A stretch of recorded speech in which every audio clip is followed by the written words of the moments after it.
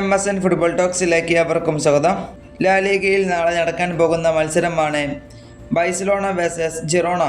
നാളത്തെ മത്സരം വളരെ വാശിയോട് കൂടി തന്നെയായിരിക്കും നടക്കാൻ പോവുക. അതുപോലെ തന്നെ നാളത്തെ മത്സരത്തിൽ ബാഴ്സലോണയുടെ സ്ക്വാഡിൽ നിരവധി മാറ്റങ്ങൾ ഉണ്ടാകും.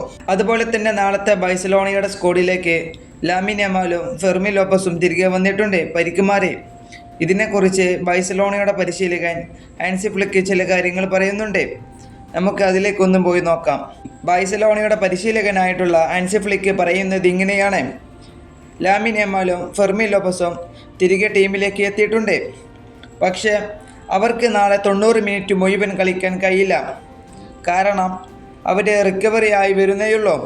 അതുകൊണ്ടാണ് അവരെ മുഴുവൻ സമയം കളിപ്പിക്കാത്തത്. അതുപോലെ തന്നെ മറ്റൊരു കാര്യവും ഹാൻസി ഫ്ലിക്ക് പറയുന്നുണ്ട്.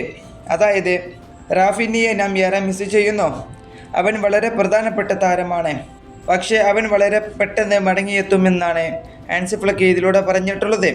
അതുപോലെ തന്നെ നമുക്കറിയാം, റാഫിനിയുടെ കുറവ് ബാഴ്സലോണ ടീമിന് നിരവധി പ്രശ്നങ്ങളുണ്ട്. ആ ലെഫ്റ്റ് വിങ്ങിൽ റാഫിനിയും കൂടി വരികയാണെങ്കിൽ ബാഴ്സലോണ ടീം ഒന്നും കൂടെ ശക്തിപ്പെടും. ഈ വീഡിയോ ഇവിടെ അവസാനിപ്പിക്കുന്നു. ഫുട്ബോൾ ലോകത്തെ കൂടുതൽ വിശേഷങ്ങളുമായി അടുത്ത വീഡിയോയിൽ വീണ്ടും കാണാം.